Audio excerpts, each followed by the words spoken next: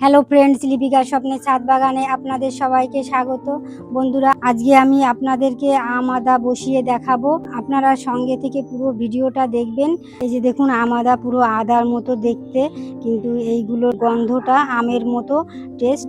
আমি কোনোদিন আমি বসাইনি, আজকেই আমি এই আদাটা বসিয়ে আপনাদের সামনে দেখাবো। চলুন তাহলে বন্ধুরা, এই যে আম আদাটা এই গামলার মধ্যে আমি প্রতিস্থাপন করব। আর এই গামলাটা আমার পুরনো টবের মাটি। আর এর সঙ্গে আমি আরও কি মেশাবো সেটা তো আপনাদেরকে আমি দেখাবো। তার আগে আপনাদের সামনে এই যে দেখুন বন্ধুরা, আমি বস্তার মধ্যে হলুদটা বসিয়ে যে হলুদটা তুলেছিলাম, এই যে সেই হলুদ দেখুন আমি কত পেয়েছি।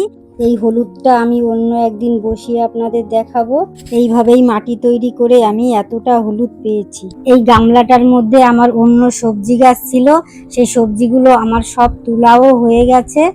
আর এই শাকটা দেখতে পাচ্ছেন, এটা আমরুল শাক, এটা খেতে টক লাগে। আমি এটা তুলে ফেলে দেব। আর এই পুরনো টবের মাটির সঙ্গে আমি আরো কি মেশাবো সেটা আপনারা সঙ্গে থেকে পুরো ভিডিওটা দেখতে থাকুন। আমার এই হলুদ তোলার ভিডিওটি চ্যানেলে দেওয়া আছে, আপনারা দেখে নিতে পারেন। নিচের লেয়ারে পাথরের টুকরো আর বালি দেওয়া আছে, তারপরে আমি একটু বস্তা দিয়ে দিয়েছি যাতে ড্রেনেজ সিস্টেমটা ভালো থাকে। আর আমি এই যে এখানে কিছুটা যে কিচেন ওয়েস্ট, সেই কিচেন ওয়েস্টটা দিয়ে দিলাম। এই টবের মাটিটাও আমি আবার দিয়ে দেব পুনরায়। এখানটায় আমি যে গোবর সার নিয়েছি একটু, এটাকে ভালো করে আমি মিশিয়ে দেব ওই মাটির সঙ্গে। এইভাবে মাটি তৈরি করেই আমি অনেক হলুদ পেয়েছি। আর এইভাবেই আমি আবার আম আদাটা বসিয়ে দেব। আমি উপরে আবার সে পুরনো যে গামলার মাটিটা, ওই মাটিটাই আবার দিয়ে দিলাম। এই আম আদাটা আমাদের পাশের বাড়ির থেকে একটা দিদি ভাই দিয়েছে। এই আম আদা দিয়ে আলুর চপ খেতে নাকি খুবই ভালো লাগে। আমি কোনোদিন খাইনি, আর এই প্রথম আমি আম আদা বসাচ্ছি। আর আপনারা যদি জানেন আম আদা কী করে খেতে হয়, আমাকে কমেন্ট করে বলবেন।